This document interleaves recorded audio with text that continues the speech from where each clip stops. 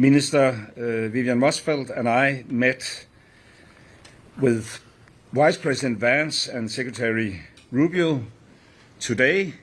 We came here following a number of, how should I put it, remarkable public comments on Greenland and Arctic security.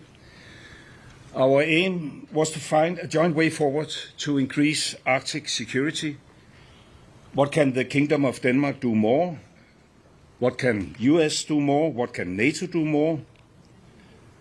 The Kingdom of Denmark has already stepped up our own contribution by committing additional funds for military capabilities, not dock slates, but ships, drones, fighter jets, etc.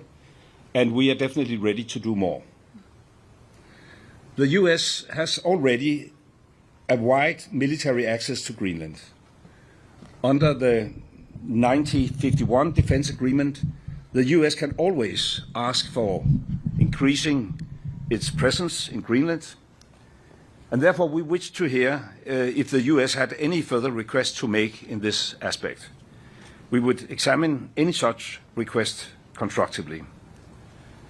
Greenland is, through the Kingdom of Denmark, a member of NATO and has been that since the very founding of NATO in 1949 and is therefore also covered by Article 5. We have been pushing for quite a while in NATO for a stronger collective role in Greenland together with a number of allies, and we are eager to work with the US on advancing this agenda